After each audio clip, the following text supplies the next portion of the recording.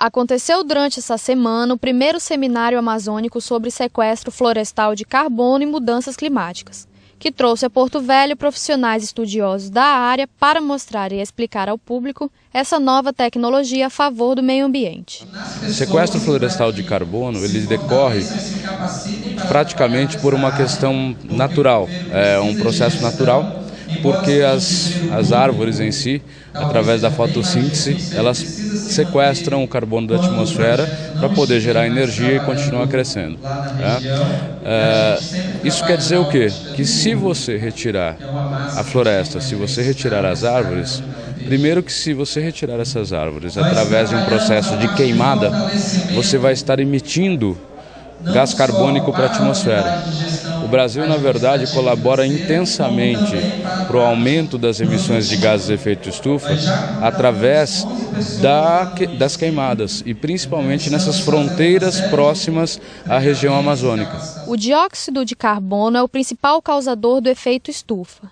E, segundo a ONU, essa seria a forma mais prática de conter esses efeitos. A ONU, que é responsável exatamente não apenas pela criação dos projetos de carbono em geral, ela até um determinado momento foi resistente à inclusão do mecanismo que nós chamamos de mecanismo de REDD, como uma forma de financiamento das florestas das áreas nativas.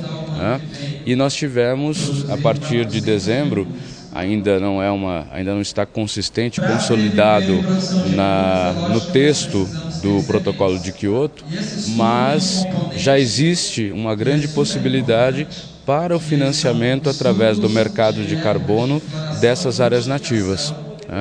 Além disso, também existe a possibilidade de reflorestamento daquilo que foi desmatado, para práticas inclusive industriais. Você pode fazer um manejo florestal sustentável, você pode fazer um reflorestamento sustentável, dando emprego e gerando renda para a comunidade. Outro foco do seminário foi a discussão dos pontos positivos e negativos da COP15, onde participaram chefes de Estado de cerca de 193 países. Em relação aos prós e contras, enfim, da COP15 em Copenhague, Larissa, eu vejo, muita gente, na verdade, rotulou Copenhague como um fiasco, como um fracasso.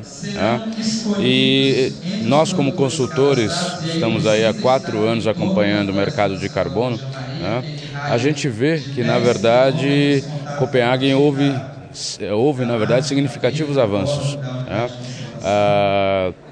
O fato, como eu mencionei, da inclusão do conceito do projeto que se chama em inglês REDD+, que é redução de emissão pelo evitamento de desmatamento e degradação florestal, isso já foi um grande avanço.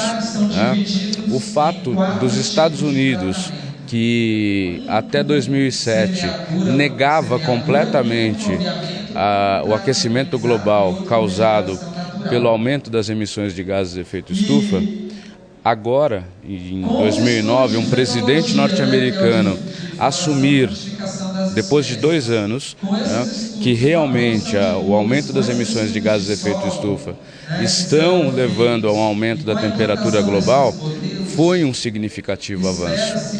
Não foi tudo aquilo que o mundo esperava, mas rodadas diplomáticas e negociações internacionais envolvendo temas como comércio internacional, como clima, enfim, meio ambiente, elas não são, vamos dizer, não caminham numa forma tão célere quanto nós imaginamos.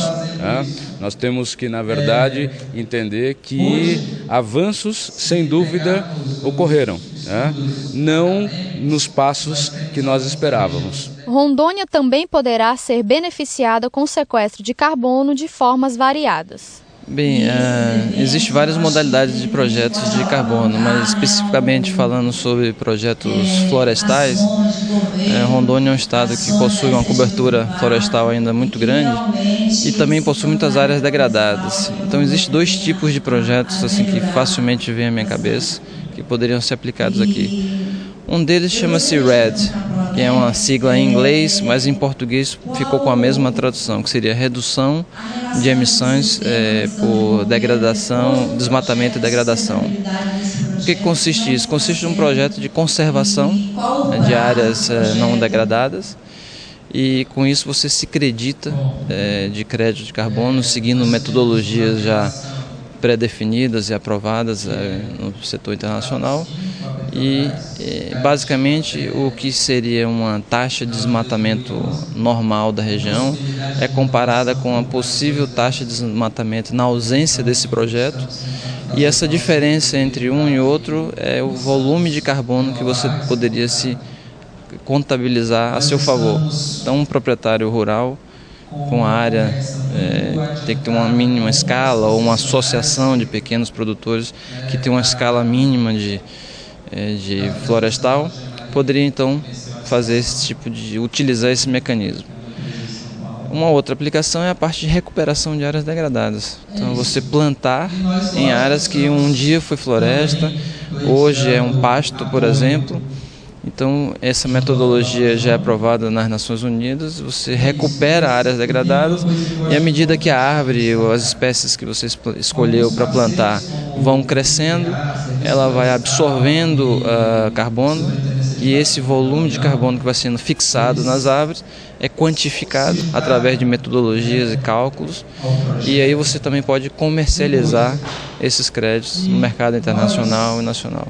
Então, essas são duas modalidades que eu vejo que têm fácil aplicação em Rondônia.